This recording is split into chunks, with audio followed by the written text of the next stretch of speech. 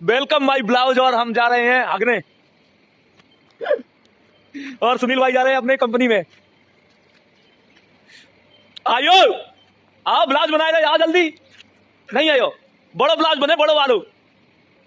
Hello दोस्तों, देख रहे अगवेनों की लाइन लगी है, पता नहीं लेटरिन कब खाली है। खुली रान दियो, खुली रान दो, आए रहे, खोल दो, पानी चालू कर दो।